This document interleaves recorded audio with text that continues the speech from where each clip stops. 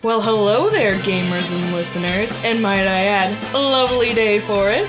I'm Amy. And I'm Monty. And this is the MojoGaming podcast. We wanted to add some joy to your day, so we've decided to review We Happy Few. Before we talk cheat codes, we have a listener who answered our latest question.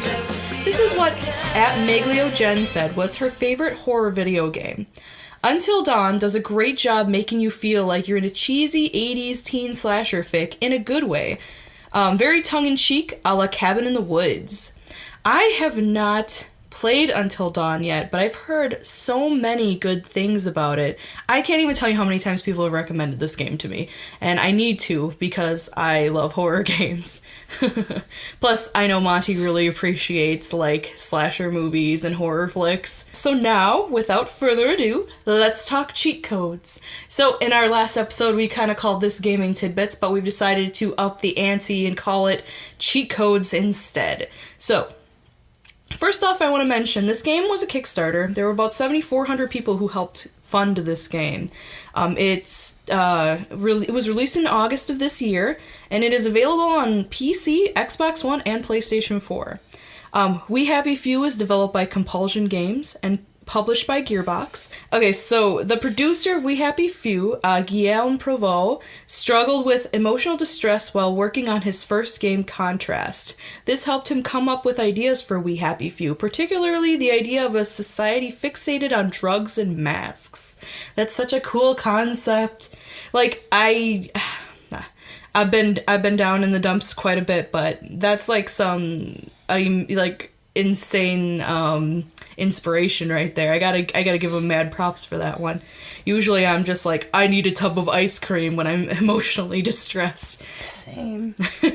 So taking the drug joy in We Happy Few is considered a necessary evil for the player. They experience short-term gains, such as getting out of trouble and being able to explore without fear of getting attacked. However, it has negative long-term effects once joy wears off. The creators of We Happy Few were influenced by dystopian futures in pop culture shows and films, such as A Clockwork Orange, Brazil, V for Vendetta, and even Doctor Who.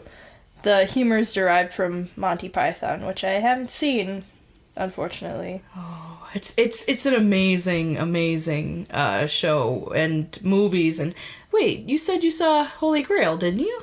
Mm-mm. Oh. I don't think it was something else. I have to show you Monty Python and the Holy Grail. It's astounding. So, when asked to describe the meaning behind the story, Alex Epstein was quoted as saying, "We Happy Few, inspired by, among other things, a prescription drug culture, the idea that no one should have to be sad if they can pop a pill and fix it. It's also about happy Facebook culture. No one shares their bad news because it would bring everyone down. As a culture, we no longer value sadness." And I gotta say, I agree with that, 300%. It's sad, but I feel like people try to be more positive on Facebook. I mean, don't get me wrong, there are those people who are like, my life sucks, constantly on Facebook, but I do feel like there is some actual meaning behind that. Everybody kind of is like, I don't want people to think I'm a downer on Facebook, so I have to act like my life is perfect, when in actuality your life is just as crappy as other people's can be. But it's also important to be positive in spite of that, but yeah. Yeah, exactly. So, let's talk about the gameplay. So, you can choose from 4 different difficulties. There's easy, normal, hard, and then there's custom difficulty, which I thought was kind of interesting. You can actually, completely customize how hard, the story is versus the actual combat, and, I'm assuming, crafting items and stuff like that, how easy it'll be to come along and come across items and stuff. I personally did not do custom. I looked at it for, a brief second, and I was like, this looks complicated, so I didn't actually do it. I could see some people really getting into custom mode, if they're doing it their second time around. The first time around, it just seems a little, unnecessary, because easy, normal, and hard are pretty, your best choices, in my opinion. I chose normal for my walkthrough, my playthrough, just because I thought it would be, the most even gameplay. So, the intro of the game is Arthur, who is one of the main characters of the story. It opens with him working. He works at City Hall for a newspaper, and he's basically editing articles that are sad. anything that goes against the government, all that fun stuff. So you just see him like sitting at like this little like teleprompter, basically. It's called a redactor. Oh, he's sitting at this little redactor, and he's crossing off any newspaper articles that are either like too sad, or they talk about the war, or just like any reality. Yeah, he's basically like so he's keeping anything that's like relatively positive, and everything else is pretty much getting trashed and put into this little tube that kind of just goes flying off into who knows where. So then you meet Arthur's boss, who's like, hey, there's a party going on. Finish up your work so you can come join us. And he's all like, a lovely day for it, as normally Arthur says. Okay, so the coolest thing about this game is obviously it's very inspired by British and English like ideas. It's 1960s and very retro-futuristic, very dystopian, like we were talking about before. Everything is very pretty. This game, the graphics are very beautiful. I'm probably going to end up saying that a few different times. And yeah, the Arthur as a character is actually pretty, he's pretty meek. He doesn't seem like he's super driven, or, he doesn't have a lot of willpower, but his character, you can see, is going to go through quite a few changes throughout this game. So the next thing that the game has you do, after you're done, as you are actually doing your redacting, you see an article that gives you a flashback, and it reminds you of your brother and how when you were children he was taken on a train and to Germany while you actually had to stay, and it made you feel guilty because you want to see and be with your brother. So he picks up this bottle of pills called Joy, and the first thing that actually has you do is it asks you if you want to take Joy or not. If you take the Joy, it immediately ends the game because you're being subservient and you don't want to remember anything. So, like, there's no playability. That pretty much ends immediately. I actually didn't try it myself, so I don't know exactly what happens, but from what I've been told, the game ends pretty close, or pretty soonly after you take that. If you don't take it, he throws the pill bottle off to the side and like remembers like what happened, and he's like, why, how did I forget this? I need to find my brother, whose name is Percy. Then at the same time your boss comes back in, and she's like looking at you all like confused as to why you haven't joined the party yet, and she's like, are you off your Joy? And he's like, oh, of course not, because this is a society that is literally based around, that drug culture that we were talking about, where you're only happy if you're taking your drugs. It's just playing pretend. I take my drugs. Haha, don't even look at me like that. So, yeah. So he ends up joining Prudence for the party, and they have a piñata in their little room, in their little conference room, and she's like, take a whack at it! So you take a whack at it, and everything flies out of it, and your joy wears off at that like exact moment, and you realize that there's blood everywhere, and you guys were killing a rat, and they're eating the insides of the rat, but because they are on Joy, they think it's a piñata. It's so disturbing, but a wonderful opening. Like, I was like pleasantly surprised at how gruesome it was to begin with. I was like, this is gonna be cool. And it's actually showing you like how like messed up the drug makes your character. Yeah, I think I looked away at that moment, and then I looked over, and they were just like eating a rat, and I was like, this just got real. It gets real fast. You look at them and you're like, whoa, what are you doing? And then your boss is like, oh, you are off your Joy. And they all start panicking and coming after you, and you manage to lock yourself into a room, and at some point after all the running away from them, you end up in the underground, where you end up getting knocked out by some bobbies, which are police officers. And when you wake up, that's when you actually start the game. And then obviously your whole goal is to try to find, that's like the end game is trying to find your brother. Or why you were separated and why you aren't together now and all that fun stuff. Okay, so one of the very first things they teach you about in this game is crafting. Crafting is interesting. The hardest part is knowing where to find the items that you need. Some of the items that you need can be pretty obscure and hard to find. Like, there were some items that I never ever crafted in the game because I just didn't know where to look for the items. It just made everything a little bit harder. Don't get me wrong, I like the idea of crafting. It's fun and like it gives you a little extra layer. An extra layer of the game. And I get it, like, you're in this post-apocalyptic world where, like, or I guess not a lot of, like, luxuries exist in this timeline because of it's actually set in World War II. So because of that, it doesn't have all the luxuries that obviously we have today. There's also lock picks. You can lock pick doors and break into them, and you do that by crafting bobby pins into lock picks. You can hack locks, which is actually a little bit more futuristic, by making like specific tools as well. It's kind of funny how the character grabs things. He kind of like slaps them, and that's how he grabs them. He's like, and that's how he grabs it. And you're just like, that's weird. I wasn't expecting that. You find masks in like just floating in random places, and they make you have flashbacks about when during the war they sent children away so that they wouldn't be, if England ever got bombed, they sent them on trains, and then you have flashbacks to when that happened to you and your brother.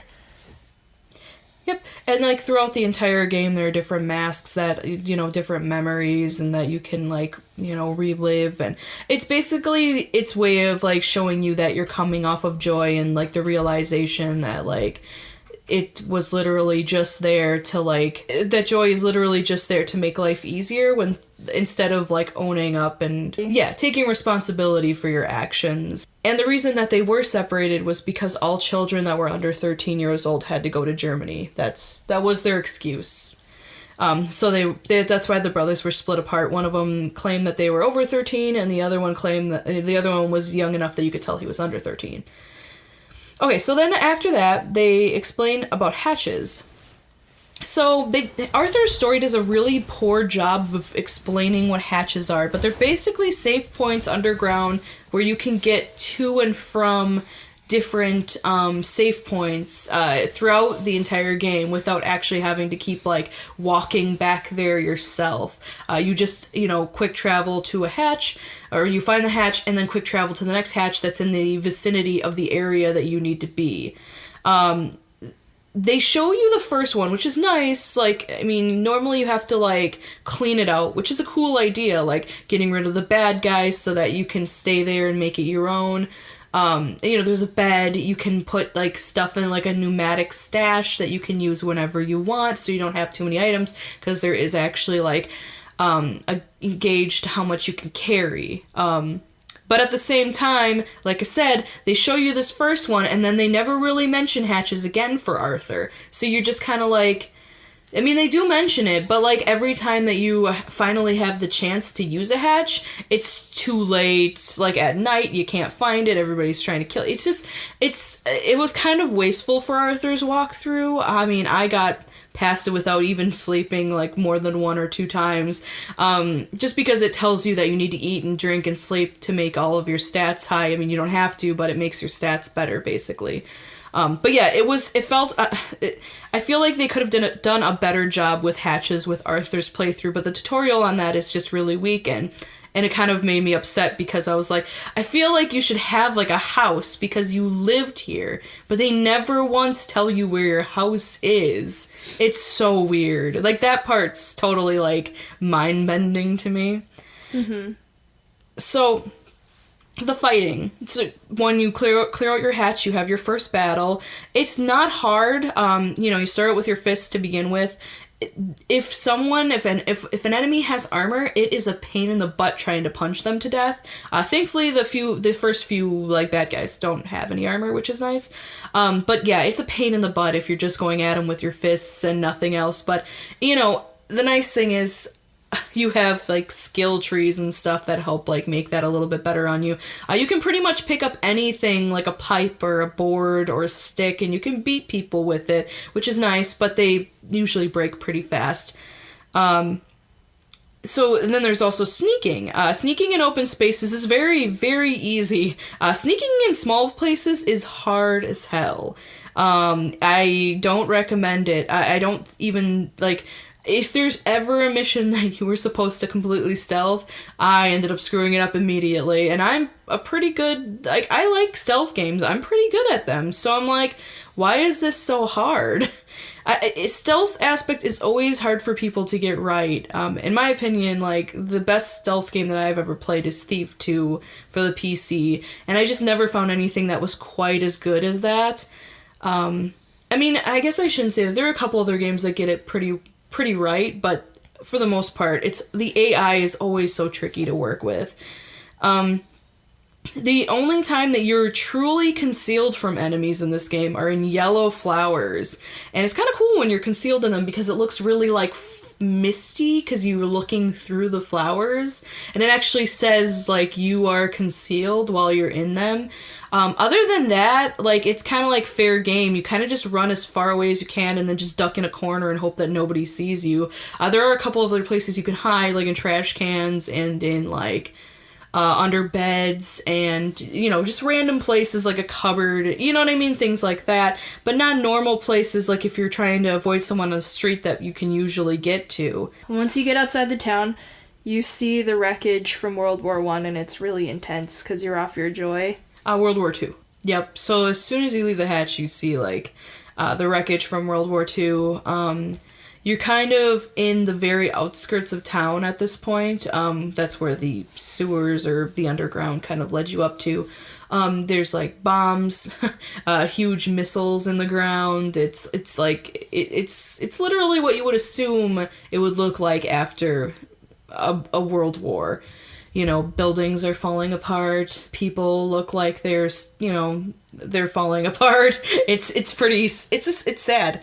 And you know, obviously the character comments on this, I'm sure the character probably didn't get to go out there very often. So, then they have you do some, like, minor quests. There's a lot of small, like, minor quests in this game. And then, there's a lot of bridges that they want you to cross. I don't know why there's so many bridges, but there is a lot for some reason. So, when you finally are able to cross your first bridge, and you enter the Garden District for the first time, there's this, right after you cross the bridge, there's this, like a door? Arch. Yeah, there's this arch, and people are hanging from it. Yeah, there's some people hanging on this arch, and, There's like a warning or something. Yeah, there's like a warning, you know, for the Garden District. There's some people hanging from this arch, and it sparks a memory for Arthur, and it makes him get, like, visibly sick. He, like, throws up, and he's like, oh, I can't believe I forgot all of these things. You know, the war was horrible. So then, your next goal is to go to the train station. I think he wanted to use the train tracks to get all the way to the city. So you end up running into this character named Ollie.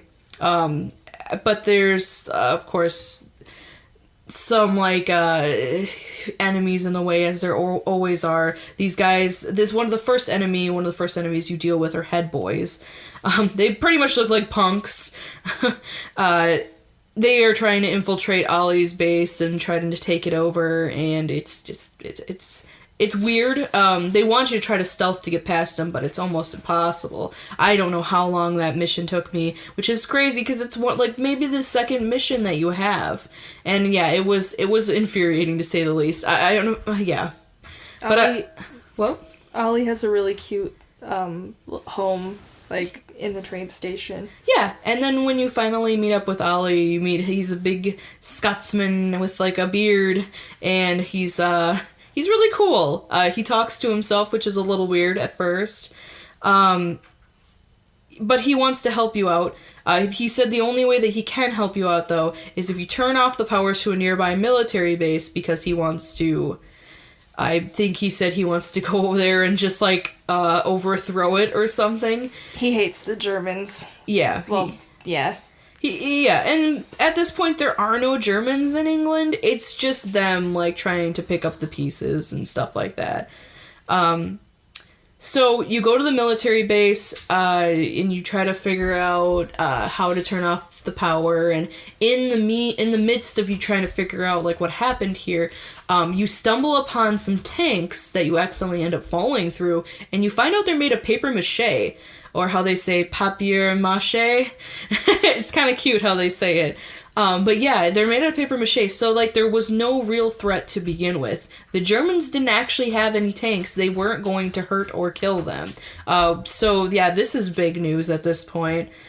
You end up telling Ollie about this, and Ollie seems very confused, but also, like, he kind of knew. It was a strange encounter.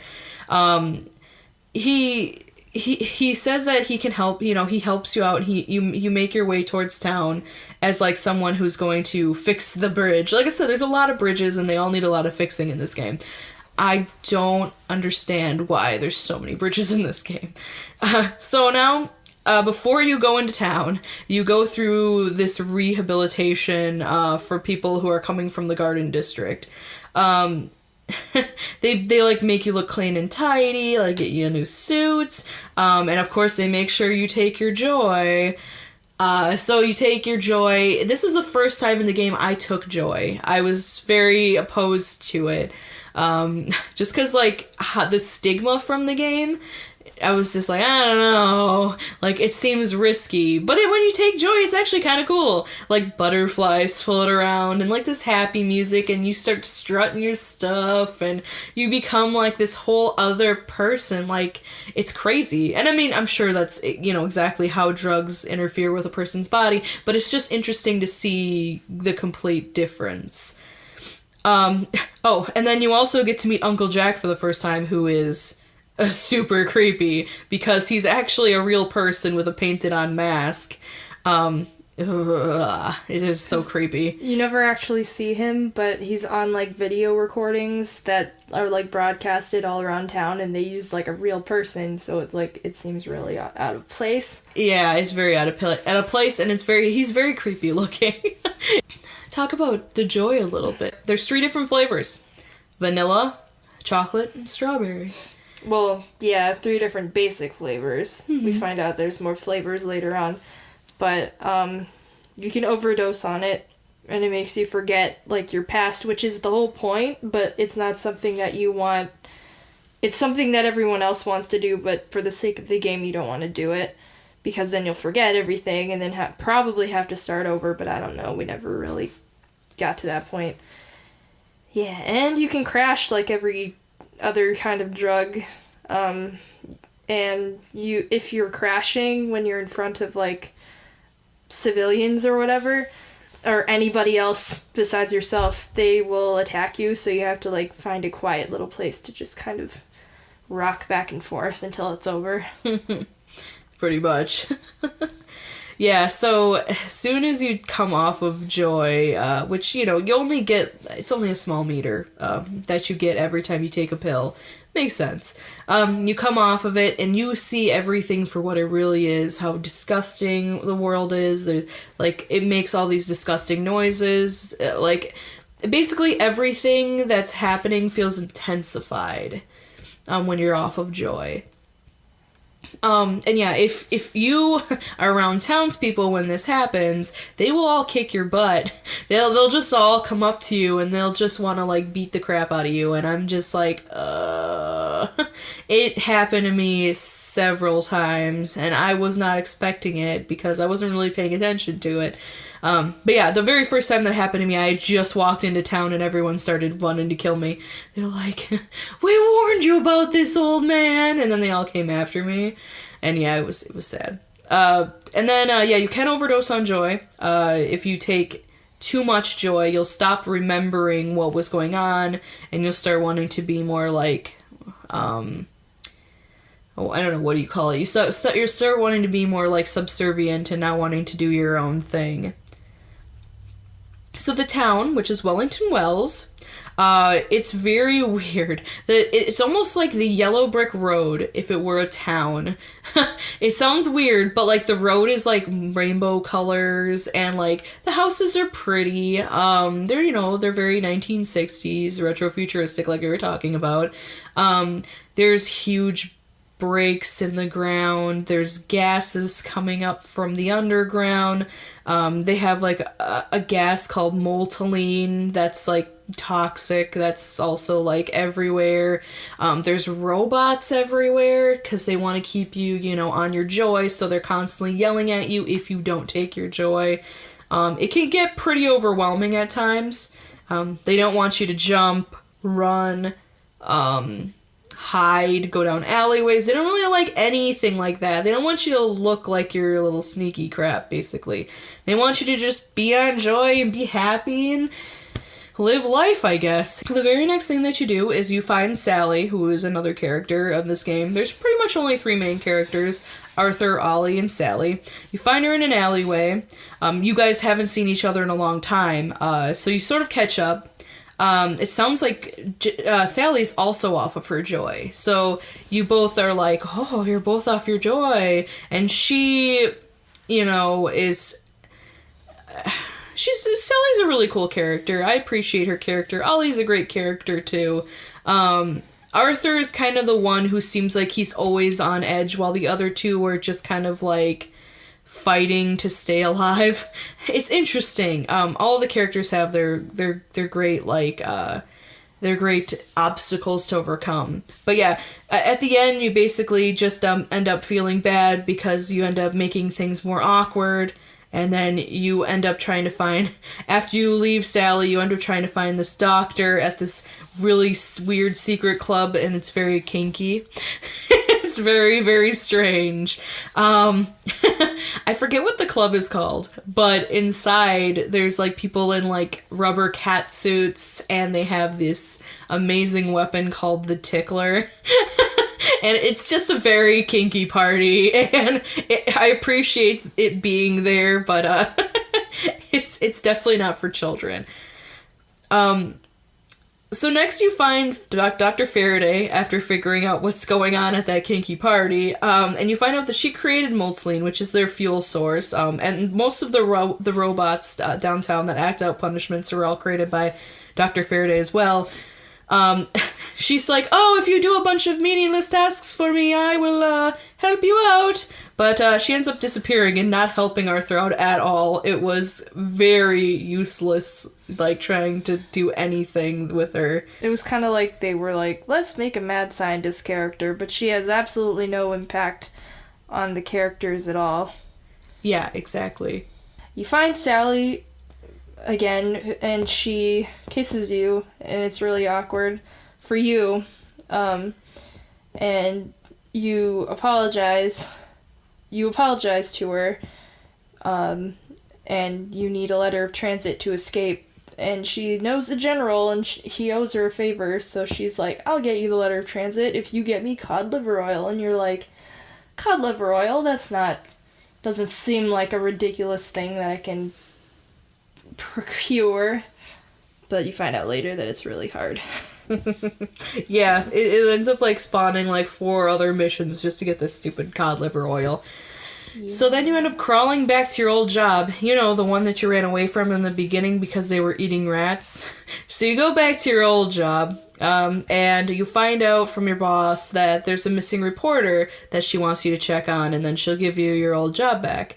The missing reporter's name is Gemma, so you go to Gemma's house, and you find out that she's being taken away by doctors, which are another enemy in the game, for knowing too much. So, you find her work and what she was working on, and then you go underground to, like, investigate. The underground is insane. It's, like, completely on fire and falling apart. It's really insane. You find out that there's bad batches of joy, which is what she was actually writing about. And that they're trying to cover it up and make it seem like it's not a big deal, but in actuality, it's just getting worse. You find these things called jubilators, which actually are supposed to, like, clean your house, but they look like giant tea kettles, and they have, like, ice cream truck music playing. It's kind of cute, but they're very weird. They also kind of look a little bit like a smaller version of Teletubbies, that thing that, like, licked up all of their messes. The vacuum cleaner? Yeah, the vacuum cleaner. It's like a smaller. Yeah, the jubilators are big. Like, you can ride on a jubilator, so it's like a big... But it looks like if it were smaller, it would look like that vacuum cleaner. I was afraid of that thing when I was little, because it was like... Like, it would make these really creepy noises. Okay, so bobbies get around in tubes underground, and the bobbies are the officers, like we were talking before. So they actually, like, hop into these bobby poppers, and they, like, zip from one place to the other wherever they're needed underground in tubes. And then there's, like, the Jubilator boss, which we'll talk about later. It's weird. So after that, you head to Haworth Lab, which is completely falling apart, like everything else. But this laboratory is actually it's a laboratory. Yeah, it's a lab that's run by this doctor named Dr. Verloc. You actually find the Bad Joy formula there, which is who is actually making the bad batches of joy. And then you end up finding along the way that Sally helped create joy, which is not good. And then your sort of second boss is the righteous white cop. I love this guy. Yeah, it's just one of the bobbies, and he's dressed all in white, and he, like, drugs up and flips a table because Dr. Verloc says that, like, you're an intruder and we must be eliminated. The battle is not very hard, but man, it's crazy. Like, the room fills up with gas, and, like, it's intense. This dude is, like, the most loyal, like, minion ever. He's got, like, a total vendetta. The righteous white cop. That's what he looked like. Yeah, that was probably one of my favorite parts. So after your righteous cop battle, you meet Dr. Verloc, who looks like current Jeff Goldblum. He's pretty cute. Because we're like, he looks like old Jeff Goldblum, but old Jeff Goldblum was young Jeff Goldblum. Yeah. So it looks like 2018 Jeff Goldblum. There you go. Gold Jeff. It's like 2018 Gold Jeff. Something like that. And you find out he wants to brainwash everyone with this new joy he's making called Coconut Joy. He ends up escaping through the Bobby Popper, so you don't get to, like, punch him for creating joy.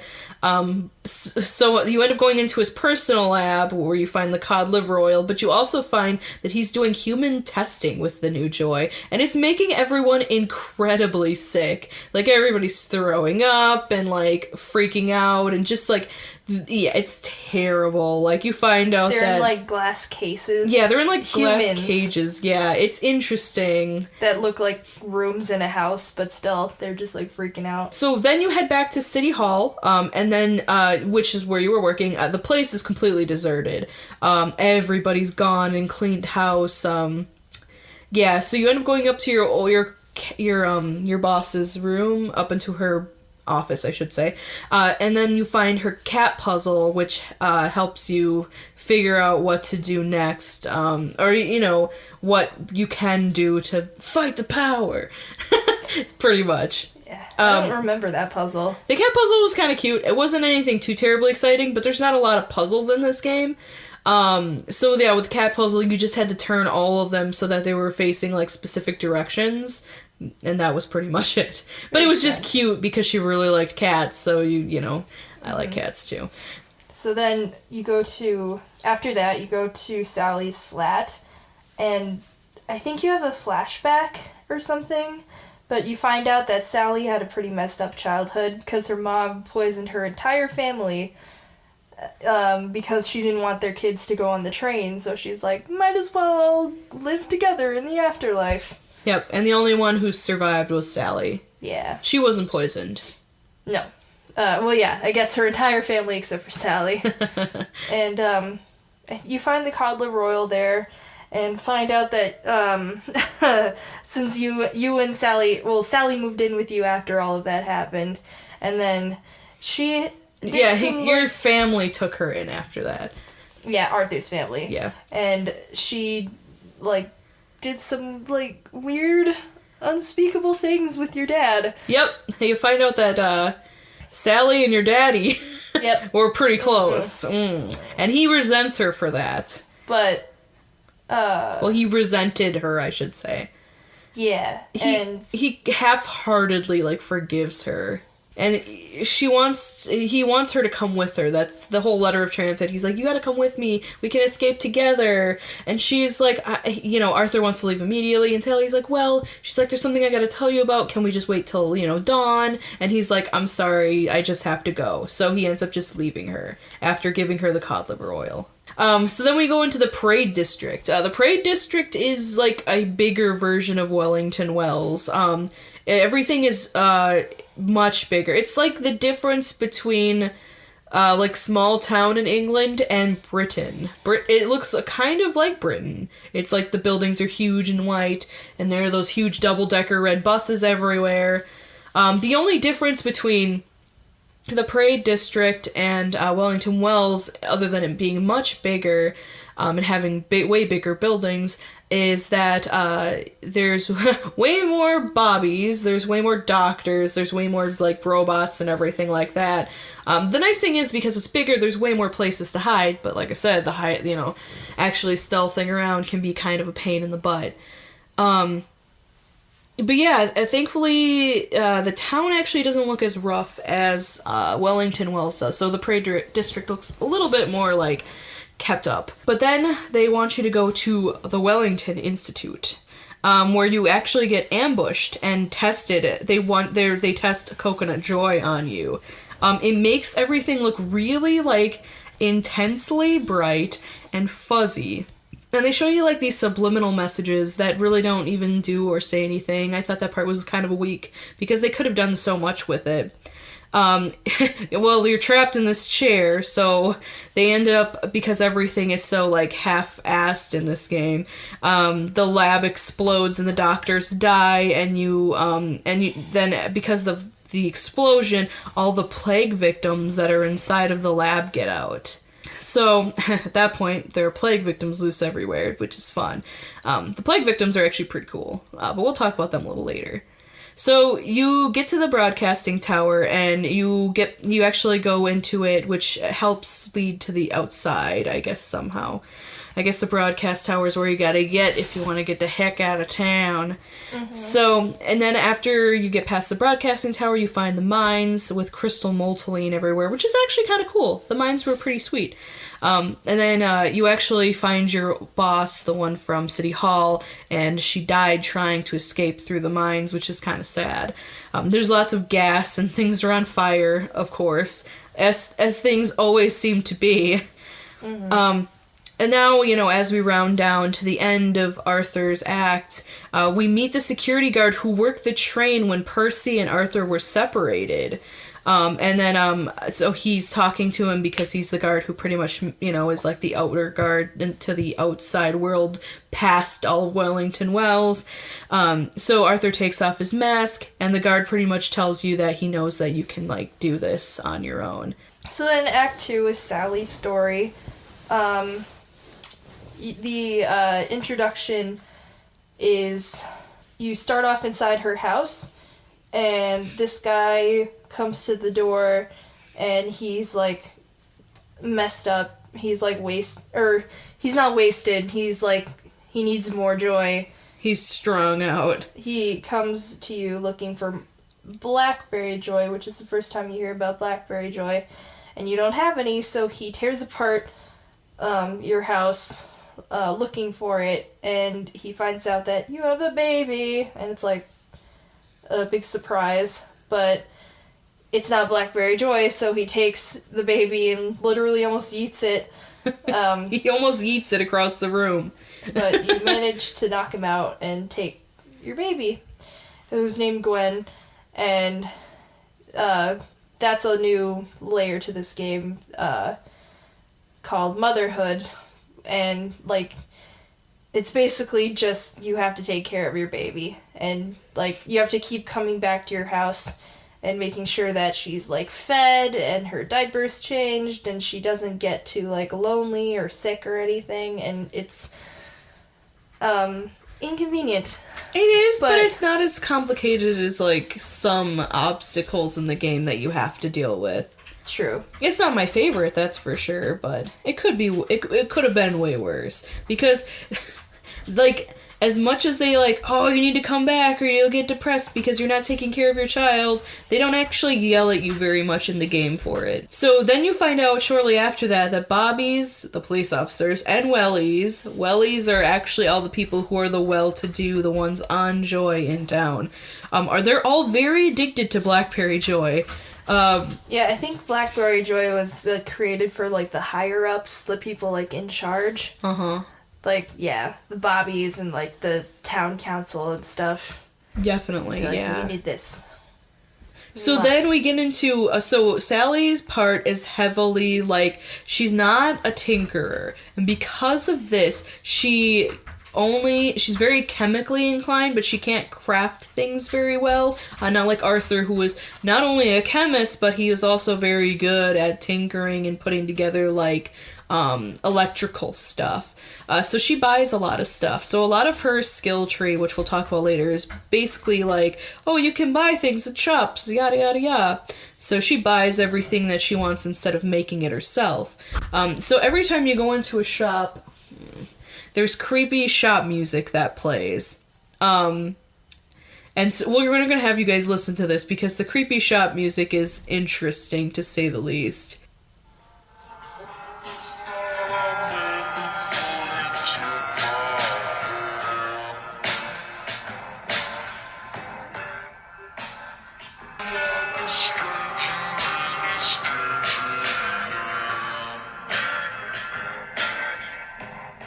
Yeah. It's very creepy. That's like the shop music of every shop. It's so weird. So yeah, every shop is the creepy music. So before that you got that home invader in the beginning of Sally's act, you were actually trying to make some Blackberry Joy. You were just trying to tell the person nicely you would have it done soon, but he didn't take no for an answer, and because Just give me my joy! Yeah, exactly. Stay out of my swamp! And basically, you totally forget that you have chemicals burning in your lab, and your lab ends up exploding, and you have to fix and re-get all of your equipment. So Sally actually travels back to the garden district, to her first home, and gets all of her lab equipment. This part's actually pretty cool, because her house is full of plague wastrels, but also you have flashbacks to when your mother killed your whole family. And yeah, it was literally because she couldn't deal with her kids being somewhere without her. So she not only killed, she poisoned all the kids, she poisoned her husband, and then also killed herself. So Sally was the only one left alive. I don't think she was home, and that's why. Like, she came home. She mentioned something later on about her mother getting into a fight about her, so she leaves. Yeah. She's like, that's why she got into a fight with me, or something like that. So after you get your kit back, your lab kit back, you go back and you fix your lab, and then there's this part which is kind of interesting where you actually like commission a shopkeeper to make you like a baby feeder so that you can neglect your child. Mm-hmm. Yeah, you just like strap it on the side of the baby's crib, and then you're just like, cool, I don't gotta come back as often anymore. And like, it's just like, what? You're trying to keep your baby like on the down low, so you're like, I need a bird feeder because you can't say baby feeder, and we'll talk about that a little later. Yeah, you can't say baby feeder. So she's like, I need a bird feeder. And he's like, this is the weirdest bird feeder I've ever seen. And I'm like, but me too, because we haven't seen one freaking bird in this game. Yeah, I didn't think about that. You find out that Blackberry Joy is primarily composed of toxic waste. Big surprise. That's like the big ingredient. And also butterflies and an old dude's like pituitary gland juice. Yeah. That you have to like harvest, and it's really awkward. Yeah, you actually have to find all of these individual items so that you can make Blackberry Joy. Like, Gary, we need your pituitary gland. It's like an old dying dude too, and it looked really painful when you have to extract it from the dude's head. Yeah. But then, you come back to make that joy and you check on Gwen, your child, and the general shows up uninvited to your flats. Really old. This is the first time you actually meet the general. But, you work because you are a chemist, you work, closely with the general. He shows up uninvited to your flat. He hears your baby cry, but you try to, seduce him so that he doesn't, actually check on it. See, Gwen has all these different, drugs at her place, so she's like, oh, just have some of this and just forget. And he's like... That's also, where you find out that that's why the general owes you a favor. You have a thing with him. Yeah. Well, I mean, it kind of sounds like she just seduces whoever, whenever. She seems like one of those kinds of people, which, yeah, good on her. But then you find out from the general that there hasn't been a baby born in 15 years. The joy actually makes people infertile, so they can't have children. So this is, a very interesting, oh no, she's the first one in forever to have a child. Not to mention, it's very Children of Men-esque because, he's just like, is that a cat? No, that is a baby. And she's like, no, shut up and take your joy. So, this is the interesting part of the game, because Sally and Arthur's stories intersect at this point, and at the alley where Sally and Arthur met up, they meet up again. The dialogue isn't the same, though, and I didn't understand why. And I'm wondering if it's because each of them, depending on, how much joy they took, remembered things differently? That's interesting. Yeah, I was thinking, possibly, because, there's just, it's weird. It's just weird. They both completely, had, I mean, the dialogue wasn't super different, which is, so I wasn't, completely thrown off at first, but it was enough that I was like, this doesn't seem completely the same. So then you go to visit these three witches. The witches not only help you get all the stuff that you need for Blackberry Joy, but they talk about how they know about Gwen, and they want you to do a bunch of random tasks. And you find out that when you're helping them out, that one of the witches actually helped invent joy and regrets it. And then there's, you also help them overthrow a cult. It's very strange. The witches part is pretty cool, but the rest of it is kind of just... Random. Yeah, random. Yeah. And then afterwards you go to the train station to catch butterflies for the joy. And it's full of plague wastrels. And I don't know where, but somewhere there's, a music box or something playing London Bridges Following Down. And it's, really slow and distorted and creepy. That part was actually really cool, because the butterflies were, that part reminded me a lot of BioShock, just because of, the way it played out and stuff like that. But yeah, that part was really cool, and yeah. They were all, enamored with the London Bridges Falling Down, music box that was playing. Just jamming out. Yeah. So then, you finally make your first batch of Blackberry Joy, and the Bobbies literally put on a show to thank you. And we're gonna have you listen to what that sounds like. I really was hoping when this song started that it was going to be like Benny Hill. It was like... But it wasn't. So I was a little upset with that, because I was like, that would have been really cool. But yeah, we'll play this for you, just so you can hear it. It's very strange. Makes the world go round, Miss Boyle, Miss Boyle, Miss Boyle, makes the world go round, Miss Boyle. There's like spotlights and everything. Yep. They're like all popping out of bobby poppers and stuff. Like, this needs to have been rehearsed. So you're just like... It's really cute.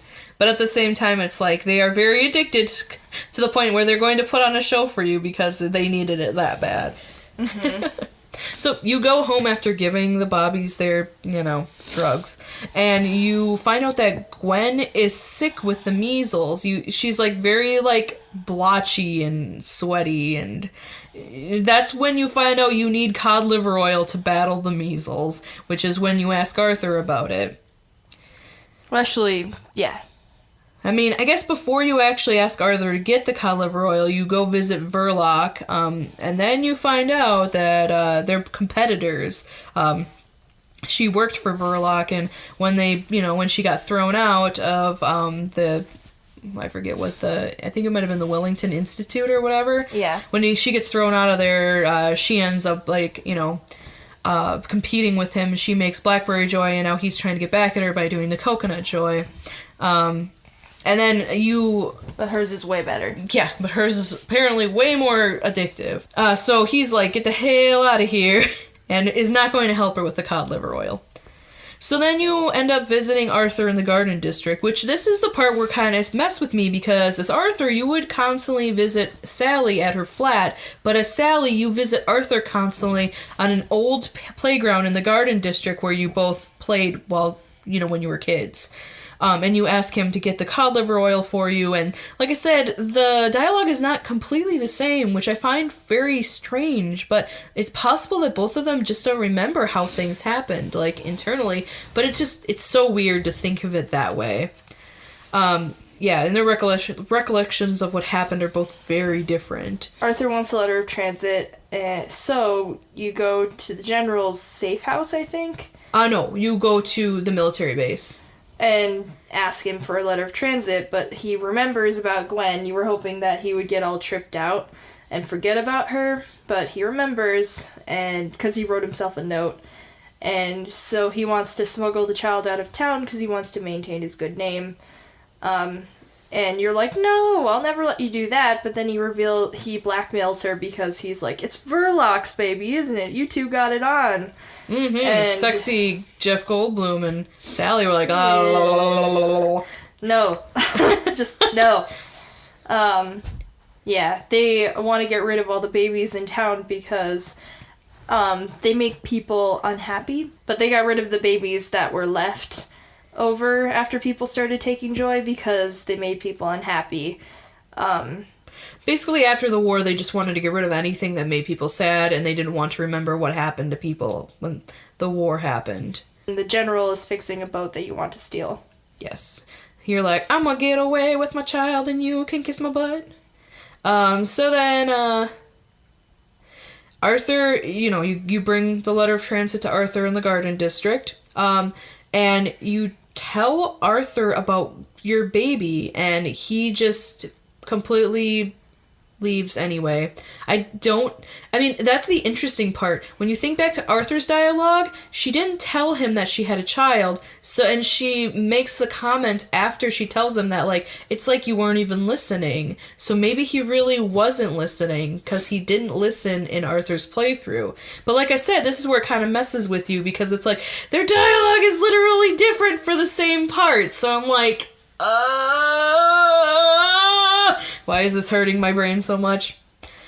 So yeah, he leaves regardless of, he leaves despite knowing that she has a child. So this is where you go to the General's safe house for the boat keys. This is a very interesting part. You go to his office in in the safe house, and he ends up knocking you out, and he takes all of your items that you have on you. He reveals that he wants you to keep making Blackberry Joy.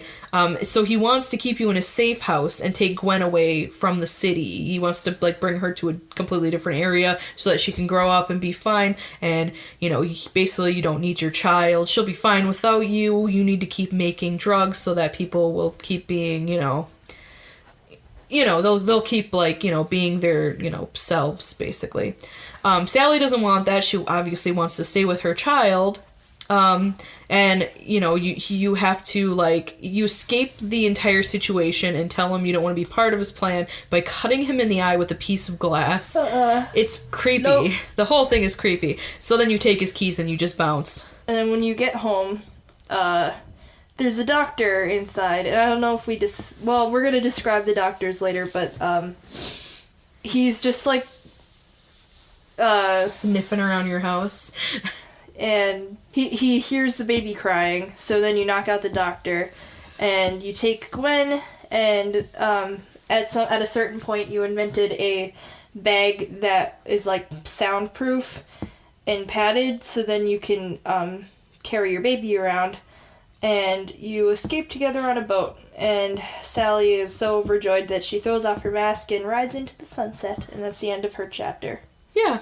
It's a really cute ending to Sally's chapter because she got everything that she wanted. It was very nice.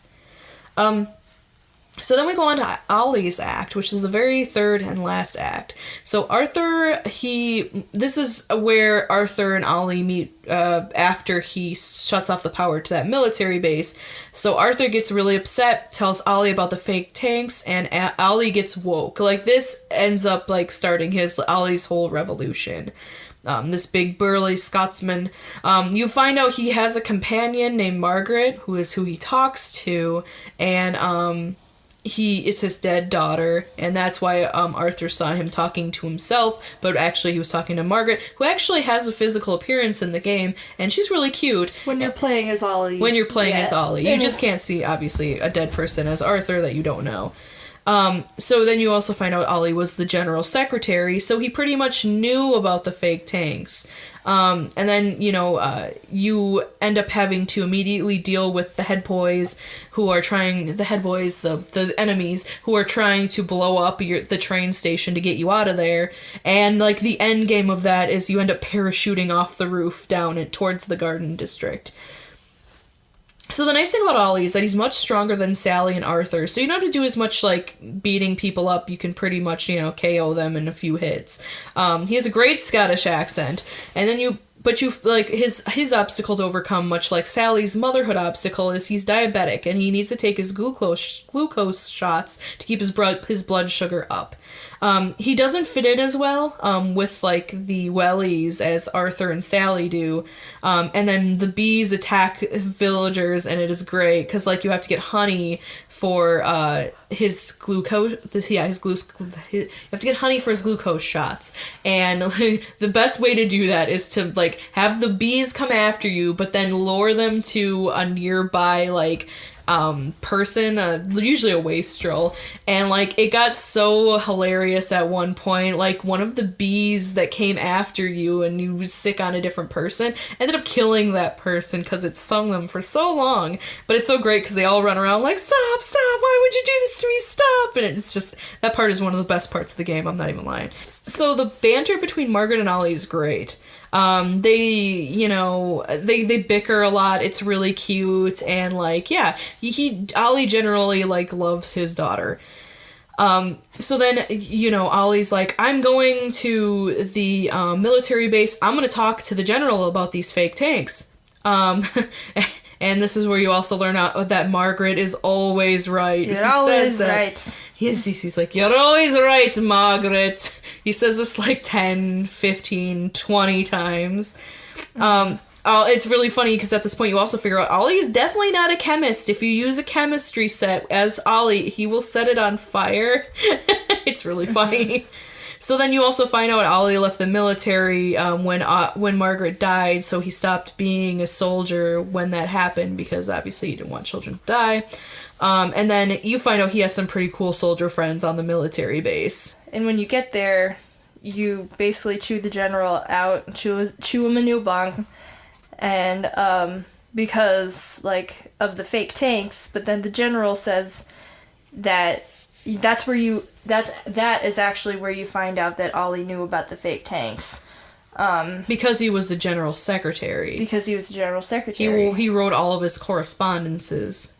And he just keeps forgetting because of the war was so traumatizing.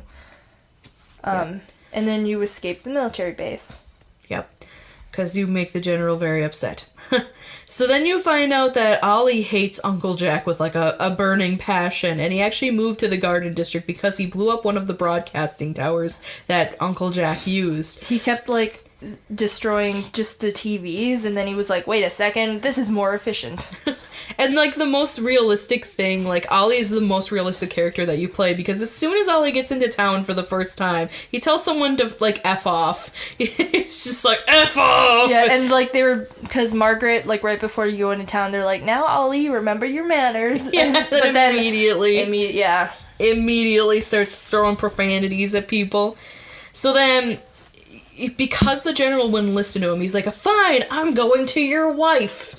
Apparently that's going to solve everything. You know, apparently back in the day, like, she listened to him. She has a lot of influence, too. Yeah, and, you know, she has a lot of influence, and apparently back in the day, she listened to him and stuff like that, too, and took him, like, you know, at his word. So Ollie wants everyone to know the truth. He wants everybody to know about the fake tanks.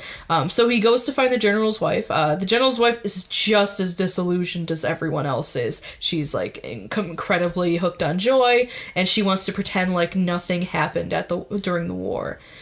So he tries to warn her about tanks. She totally knows. Doesn't really want to care. Like, doesn't care. And then he ends up destroying her joy. Like, he actually, like, ties her up to a chair, and, like, she's like, please give me my joy. I just want to take my joy. I don't want to remember. I want to forget. And he's kind of, like, just throwing all of these facts back in her face. And she's like, just give me my joy. And he just takes the whole, like, the pills and just, like, throws them on the ground and just, you know, steps on all of them, which makes her really upset. Basically, joy is because no one wants to face the sad reality of the war, or what happened to the children, and, like, she's really traumatized. Like, of all the people that we met so far, you can see that she's, like, really messed up from what she did from the war. This is the part where, like, since you have her tied up, and she's, like, a huge, like, you know, she's the the general's wife, she's a huge socialite, you have to put on, Ollie gets to put on a maid suit. He's this, like, big, ginger, like, burly but man. It's not a maid suit, sorry, it's a maid dress. Yeah. He gets to put on this maid dress and answer the door as the maid, and he's like, hello! Like, in his lovely day for it! Yeah, exactly. So then at this point, I had an umbrella as a weapon, so with the maid suit and the umbrella, I'm like, this is the weird Mrs. Doubtfire Mary Poppins crossover that no one asked for. It's so bad. She's, like... the general's wife is regretful, but she still wants to forget the terrible things that she did, and that's, like, the part that sucks, because he's trying so hard to appeal to her good nature, and she's just like, no, I want to forget, I hate, like, what happened, and I just want to forget, and then you untie her, and she ends up knocking you out after you untie her, and then that's pretty much the end of that. So... after that, Ollie goes back outside and proceeds to call an officer a bell-headed turd. Because of their, like, stupid hats? Yeah, because they have, like, those bell hats on. Yeah. So then you find out that Joy makes Ollie, like, visibly ill. So he throws up when he takes Joy. And then he has to go to the Uncle Jack fan club and steal their parade float. And this is probably Ollie's favorite part, because he hates Uncle Jack. So any of the fan club members he can, like, you know, piss off, the better for him. Then you find out that Uncle Jack worked for the Germans, which is why he hates him so much, why Ollie hates Uncle Jack so much. And then you also find out that Margaret ran away and the Germans shot her while she was trying to escape, which is how she died. And we pretty much find some hydrogen for the parade float, and we escape that area through a cannon. Frickin' cannon. That was pretty majestic. Yeah, that really creative part. Yes. And then he enters the broadcast tower the place where the broadcast tower is, I guess. Yeah, you enter the broadcasting station. Yeah, and then you find out that Sally actually helped him forget what really happened. Yeah, we think that she might have given him Blackberry Joy. Yeah, and that's why his memory is so, like, weird. Yeah, that's why he can't remember, like, what happened or why or how. And, so you you're going there to look for the executive committee because you're like, I want them to do something about all this and, like, make everyone aware that the food is, like, running out and stuff. And they're a total joke, you find out, because their office looks like the back room of a Chuck E. Cheese, I thought. And it's just, like, dark and musty, and the lights are, like, flickering. And everything is broken. Mm-hmm. And when you finally find the committee, they're in their, like, little room, like, rocking back and forth and, like, drawing on the walls and stuff. You're like, and they're also, like, high, totally high, just like the employees at a Chuck E. Cheese, I'd imagine. And yeah, they're just they are incompetent and they have no idea what they're doing. Yep. Yeah, that part was very interesting because I'm like, oh great, the committee is literally 5 weirdos in a room that are just like playing hopscotch and like they're like, hey, look at me dancing, and hey, look, I'm playing tic-tac-toe alone. It's really sad. Something I liked is they had like the food or like the economy like chart. You know, they had, like, a line graph on the wall. Yeah. And it's, like, you know, it's up and down and then down. And somebody turned it into, like, a drawing of, like, a mountainscape. Mm-hmm. And I'm just like, yeah. Yeah, they completely, like, you know, they they literally are just like, leave. Who gives a crap? We're on Joy. That's all we need is Joy. So you're like, fine. I'm going to someone higher up than you. I'm going to Jack, your favorite person. So you find out that Jack is missing when you go up, you know, upstairs to his broadcasting tower. And, but he recorded a final tape, which is like, oh, so Jack must have died a while ago or left or something. So then shortly after you listen to the tape, you find out that Margaret is Jack's child. And Ollie turned her in. So basically, Jack, you know, when they were sending their children away, you know, Uncle Jack was like, I'm not going to do that. And Ollie found out about it and was like, well, that's too bad. And he turned her in. And that's the reason why Margaret died. So Ollie's not really related to Margaret. They were just neighbors. He just feels super guilty and took her in basically to relieve his guilt. Yeah, because he, like, tried to forget afterwards, and then that's just how it worked out. Yep. And then in the last tape, Jack explains the truth and that they're all starving and that the Joy is poisoning them, and he breaks down. He completely breaks down, and he's just like, stop taking the Joy. Don't, like, we have to, like, we have to, like, face this head on or we are all going to starve to death. Mm-hmm. And they want you, and then, you know, you broadcast the tape for everybody to listen to and watch. Yeah, and then afterwards, you're like, my deed is done, and you rig up your, basically makeshift hot air balloon, and, he says goodbye to Margaret, and lets Margaret go, and I assume he doesn't hallucinate her anymore afterwards. He just, like, accepts what happened, and, he gets into his float and floats over the town and literally, like, flips them off and literally, like, pees over the town. It was, like, such an epic ending. Yeah, Ollie is who I wish I could be. Yeah, on his way back to Scotland. He floats over the town screaming and peeing on all the wellies. He's like, I'm going back to Scotland, screw y'all! Yep. And that's how Ollie's ending goes. Mm-hmm, mm-hmm. So then, the epilogue. What happens after all 3 of these acts ends? So then you're back as Arthur. So you have one more decision to make as Arthur at the very end of the game. Okay, so the guard at the end of Arthur's campaign, he offers you Joy to make you forget that you left your brother behind during the war. You could either accept it or just forget it. So you get the choice. Do you want to do Joy or do you want to just forget it and just continue on your journey, knowing that what happened to your brother, you know, it's just a really bad thing that you did, and you, just keep going with your life. And, you know, I didn't actually try taking Joy, but I assume that if you did, you probably just go back into town. I decided not to do Joy, obviously, and you get the good ending if you do that, and you just leave and you're like, you know, I'm a bad person and I need to, like, own it.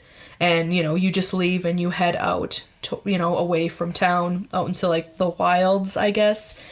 So then, after that, you cut to Sally, who feels hopeful and holds Gwen in her arms, able to just, like, let her kid cry and talk and be free and not have to worry about her possibly getting killed by the Wellies. And the people who listen to Ollie's broadcast are throwing their masks off, you know, just like, what, you know, listening to that broadcast. And then it cuts to the credits. So when you come back from the credits, though, when they're all done, you find Arthur walking through the woods and happens upon a child, and it's raining out, and Arthur greets the child by going, "Lovely day for it," and the child's like, "It's a really crappy day." It's been raining all day. Yeah, it's been raining all day. Can't you see? He's like, "It's miserable," and Arthur smiles and says, "It is, isn't it?" And he's just like... And then he finally, he owns the fact that, you know, that not all feelings are happy. Like, there's more... It's okay to feel, like, crappy sometimes. It's okay to feel crappy. And, you know, it was a really cute little ending. It was totally worth the credits. Mm-hmm. So, let's talk a little bit about pros and cons of the game and, like, some bugs that we ran into. Because, unfortunately, there are quite a few bugs in this game. So first, let's talk about the cons. The cons. Well, first off, the AI is totally unpredictable and everyone attacks you. Yeah, even when it feels like you should be okay, everyone will still attack you. Like, yeah, the AI, its unpredictability is what got me so much in that game and why I just wanted to quit and throw it on the controller dozens of times. The game doesn't explain events very well. That's why we didn't talk about a whole lot of the game, because it didn't actually make a whole lot of sense. Some of the events don't in the timeline. They kind of just expect you to know everything. Yeah, they kind of just expect you to, like, know everything. And then there were some events in the game where they're like, you need to get to this place. And I'm like, well, I can't find that place on my map. I had to go through a different area to get to that area. But it didn't tell me that, and it didn't show me that on the map. I actually had to physically go into my map and figure it out myself. That's not something that I was, like, prepared for. I thought, like most games, it just shows you immediately where to go or how to get to where to go. Doesn't always do that here. When I was beating the Jubilator battle, which was my first boss battle, the Jubilator kept getting stuck, so I would just be sitting there, like, waiting for it, and yeah, I'd have to, like, lure it out so that it would finally find me. There were a few areas where I actually fell through the map, like if I jumped in, like, one of the garden districts, if in the garden district, like, anywhere outside, it feels like I'd fall through. The frame rate was not the best. If there were too many people in one area, it'd start, like, glitching, and the characters would start, like, looking really, like, puppety. I did not care for the hatch stuff. The hatch stuff, like I said, Arthur's playthrough really sucked, but I really, like, once I got to Sally's, where they give you a better tutorial about it, worked really, really well. Once you actually were prepared and you found out about it. So for Sally and Ollie, it was great, but for Arthur, it just completely sucked, and Arthur was the longest campaign. So, like, that part was so hard to get through. And the vending machines are useless. Yeah. Like, there were some parts that I'm like, there are things you should be able to buy from a vending machine. Like, the things that they give you are mostly food and drink items, and, like, it's not a bad idea, but there are so many, like, more useful things they could have put in the vending machines. Like, for example, the glucose stuff that Ollie needs for him. I'm sure there's more than one freaking diabetic in this entire, like, universe. Why do you have to make it yourself? It was just weird. Yeah, anyway, that part completely blew my mind. And then there were other things that, like crafting items that took me forever to find, and I just wanted to advance in the storyline, but it took me half an hour to find the one item that I needed. And I'm just like, vending machines should have the crafting items that you need, so that you can progress in the story and you don't have to wait a half an hour to find the freaking item. Like, it's just a good way to keep the storyline going and not be, like, completely lost like I was. So there's one part where I was trying to enter the medical institute, and everyone kept trying to kill me. So basically, the first time I entered the medical institute, I got screwed and a bunch of people killed me. And I'm like, whatever, I'll just try it again. So I reloaded my game, and when I went back in, they all immediately tried to attack me again because the AI would not reset. So, finally I was just like, you know what? I need to take a break. I was getting very upset at the game. So I just shut it down, came back a day later, and it was fine. It went back to normal, but it's just the AI should not have been waiting for me to get back. It should have already been reset the first time around. Also, curfew sucks. Yeah, and the towns suck because of curfew. Basically, if you're out past 9 o'clock in the town, because yes, there is time in this world, there's a day and a night time, you will get screwed by every Bobby and every robot that's out on the streets. So the long loading times, the loading times between when you actually start up your game kind of sucks. One of the things that I thought was really ridiculous, in different parts of town have different names, so they would actually do loading times for the different parts of town. And I was like, you literally just walk an inch and there's a loading time. And I'm just like, the hell? It's the same part of town, it just has a different name. Why does it need a loading screen? It's just a different, the same town, just with a different name. Why does it need a loading? This part kind of, confused me. The joy detectors suck. There are actually, these huge devices that are if you walk through it and you're not on joy, everybody's gonna come kill you. So, you can break them and hack them, which is nice, but if you don't have the crafting ingredients, or if you don't have the tools to hack it, you're screwed. You just have to find a way around, and there's not always a way around. And the tasks are, mindless and never-ending. Yes. And we didn't even do all of them, but, Yeah, I didn't do much for, the side quests. Arthur's tasks were unnecessarily long and hard. And like I said, most of that was because Arthur's, the items that you had to find for crafting were just, so ridiculous and hard to find sometimes. But yeah, his tasks were also very rinse and repeat, which also, was a big bummer, because it should not have been that way. It should have been, every mission should have been refreshing and new, but it was literally just the same crap, different story, literally. And then trying to stealth is useless. I was trying to say before, there's parts where you can break into other people's houses and steal things. When I was trying to look for honey for freaking Ollie, it was, ridiculous and just, Anyway, I digress. I'm getting upset just thinking about it. But yeah, trying to stealth is useless. Let's talk about the great parts. Yeah, let's talk about the pros. So the cool thing about it is all the enemies have a name. So if you kill a guy, you get to know his name. I mean, you know his name while you're... Shrimperton or something like that. Yeah, Bob Bobbington. They're all very English sounding too. Jim Proper. So the best weapon in the game, I did mention this before, is the tickler. But there's also the Sandman and the Not Cricket Bat. Those are the heavy-duty damage items. And once you get those, the game gets much easier. The Bobby Poppers look like TARDIS. Sorry. Tardai? Whatever the whatever the plural of TARDIS is. Yes, the Bobby Poppers look like them if they were more see-through instead of being wooden boxes. Also, when you die, which you do a lot, it's happened.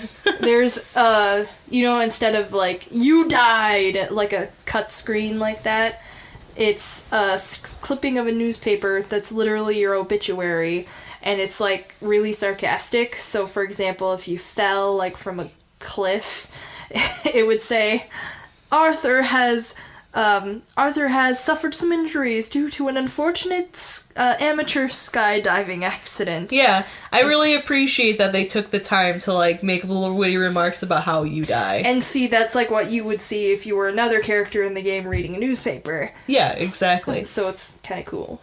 And like I said, it's got that positive spin on it because of the joy and trying to keep the happy, culture going. The skill trees are great. Every different character has great skill trees, and by the end of it, it's almost impossible to die. The only time that you would possibly die is if there are too many enemies coming at you at the same time. So yeah, the skill tree and the skills that you get are great, and they're, every character has their own skills that make their campaign much easier, which I appreciate. I really do. And that skill trees are not very hard to fill, which is nice. I really like that Arthur, Allie, and Sally Arthur, Allie, and Sally. Arthur, Ollie, and Sally. Sorry. Arthur, Allie. Why? Sorry. Arthur, Sally, and Ollie all prefer Strawberry Joy, which is what I would prefer too if I was on Joy. I just really prefer appreciate Blackberry Joy. You want some toxic waste and some dude's pituitary gland? Ew. So the controls for the most part were pretty simple. There wasn't a part where I was like, this is ridiculous. Honestly, my least favorite thing was running, because like their stamina was so different, and some of them, like the stamina, like I hate using the R3 button to do like running, just because I feel like it is bad for the joystick. I don't know, I could be wrong. Like I could be on my own on that one, but I just didn't appreciate the running. That was probably my least favorite part. The graphics are beautiful. The Garden District is honestly one of my favorite districts because of how pretty it was. And yeah, it was just, the graphics are one of the most compelling reasons to buy this game.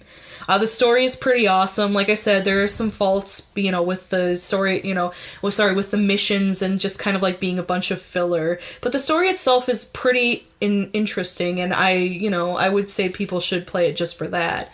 And the characters are all very interesting, and they have their own, like, opinions and thoughts and, like, their own little, like, things that they say, and they feel very much like their own people, which is what you want to see in a video game. So what was your favorite part, Monty? I think my favorite part was definitely Ollie's. Allie? Allie. It was definitely Allie's part. No. Fart. No, my favorite part was definitely, wow! You almost said Allie too. Are you okay? I'm dying. My favorite part had to definitely be Ollie's chapter. I know that sounds weird, but like I like the idea of like friendly spirits. Even though that he makes was sense. Like, even though she wasn't technically a ghost, she was like a hallucination, I guess. I was just like, I could read a book about these guys. Yeah, that's very true. Like, their story was so cool. Like, I really wish there was more of Ollie's chapter and less of Arthur's. I would have totally given that up for some more Ollie time. Because Arthur was kind of cute, but like, you know what I mean? Yeah. Like, Ollie was really dynamic, and he like really wanted something. And Arthur didn't really know what he wanted. Exactly. Yeah, and Ollie had a beard. Ollie has a beard. And Ollie had a fart. So my favorite part would have been, like I said, I really, really like the Garden District. I also really appreciate all of the darker horror elements to the game. It's not a horror game by any stretch of the imagination, but the darker parts, like being in the train station collecting the butterflies, it was just very cool and very imaginative, and I really appreciate the creative process that went into that. The Garden District is probably my favorite part, specifically because it was where you could get all of your healing items, and, once you have your skill tree up where you get all of the extra pieces and parts, it's really nice to go and just like grab all of the different like plants you need to heal and craft healing balm and stuff like that. So it's where I like to hang out the most. It's really nice once you learn how to use hatches and actually sleep at night. You never really have to deal with the plague wastrels, which we'll talk about here in a second. And it's just a really cool place. I appreciate the wastrels way more than I appreciated the wellies, and I actually liked all of the Garden District missions much more than I like the town-centric stuff. So then, let's talk about the different enemies. The enemies are interesting. So then, like I was mentioning before, stealthing is not really an option in this game. Fighting and running away are your only two real options. In terms of enemy combat. In terms of combat. Like, I found myself running away and hiding until they left me alone, which thankfully, like Spider-Man, didn't take too terribly long before everybody leaves you alone. The stealth option is just really rough. And even sneaking into houses, like I was mentioning before, it's hard. It just doesn't work as well as you think it will.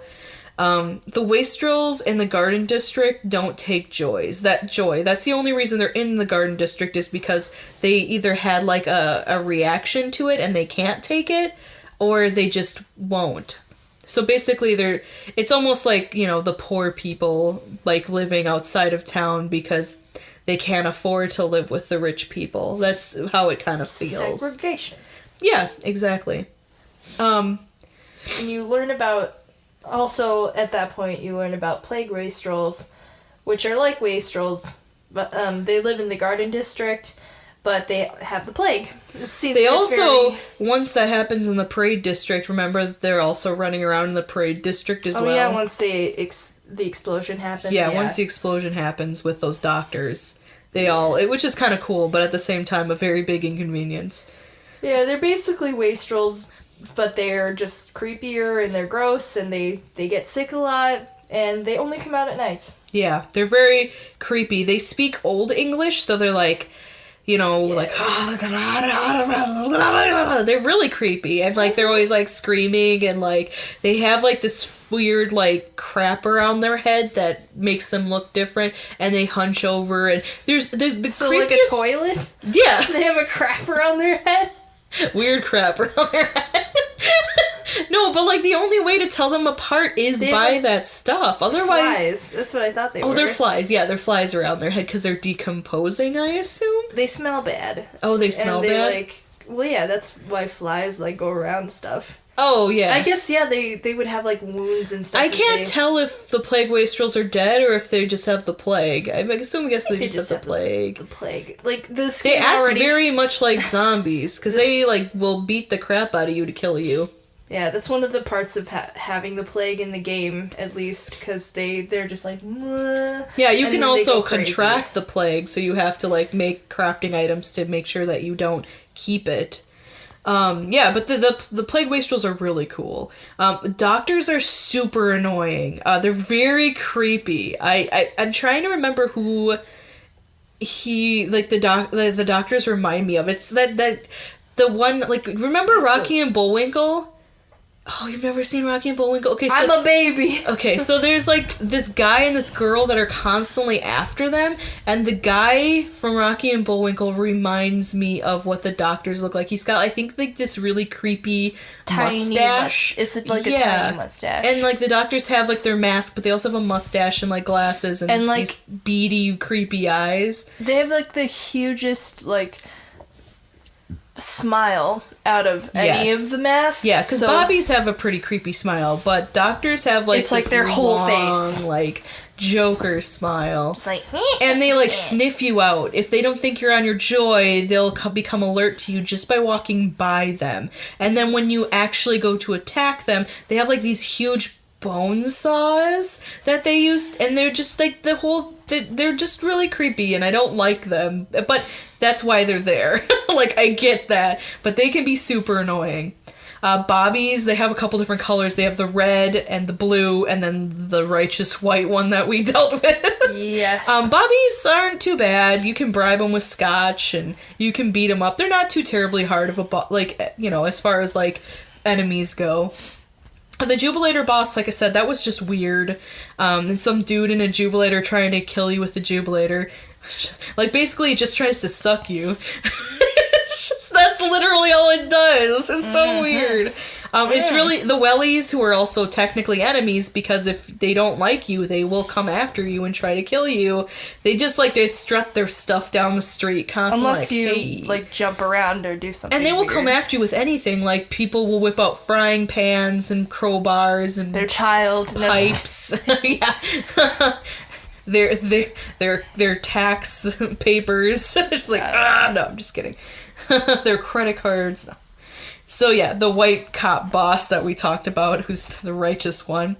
There's a headmistress that likes to sit at like the town square. It's very big and I don't annoying. think it can move. Yeah, I mean it does a little bit, but just like side to side or like back and forth. Yeah. But yeah, like it's literally there to just like yell at you if you don't have joy. So if you're in the vicinity of it and you're not on joy, it will scream at you until you get far enough away that it can't reach you with its, like, it's got, like, this shocking, like, power that will just, like, it doesn't do a lot of damage, but it's, like, zap. It's kind of like smacking you on the back of the hand. And, like, basically. if you stick around too long, everyone will become alert to it, and I hate them so much.